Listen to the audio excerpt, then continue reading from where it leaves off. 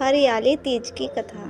शिवजी ने पार्वती जी को उनके पुनर्जन्म का स्मरण कराने के लिए तीज की कथा सुनाई थी।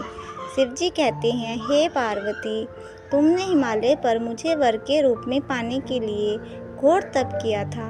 अन्न जल त्यागा, पत्ते खाए, सर्दी गर्मी बरसात में कष्ट सहे। तुम्हारे पिता दुखी थे। नारद जी तुम्हारे घर पधारे और कहा, मैं विष्णु जी के भेजने पर आया हूँ। वह आपकी कन्या से प्रसन्न होकर विवाह करना चाहते हैं। अपनी राय बताएं।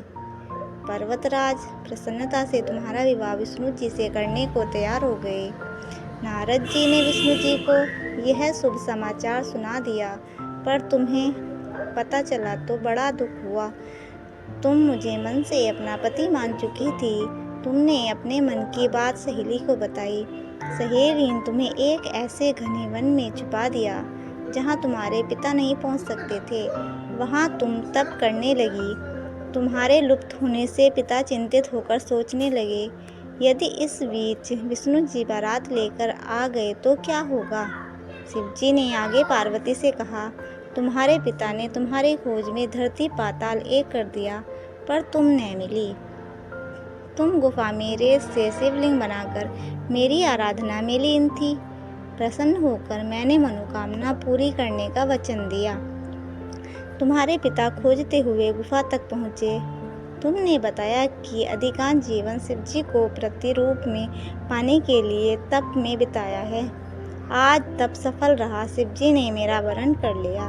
मैं आपके साथ एक ही शर्त पर घर चलूंगी, यदि आप मेरा विवाह शिवजी से करने को राजी हों। पर्वतराज मान गए। बाद में विधि विधान के साथ हमारा विवाह किया गया। हे पार्वती, तुमने जो कठोर व्रत किया था उसी के फलस्वरूप हमारा विवाह हो सका। इस व्रत को निष्ठा से करने वाली स्त्री को मैं मनवांछित फल देता हूँ। उसे तुम जैसा अचल सुहाग का वरदान प्राप्त होता है। हरियाली तीज एक पारंपरिक हिंदू त्योहार है जो मुख्य रूप से भारत के विभिन्न हिस्सों में महिलाओं द्वारा मनाया जाता है। यह मानसून के मौसम में पड़ता है और भगवान शिव और देवी पार्वती की पूजा के लिए समर्पित है। उपवास और पूजा करना इस त्योहार के महत्वपूर्ण पहलू हैं।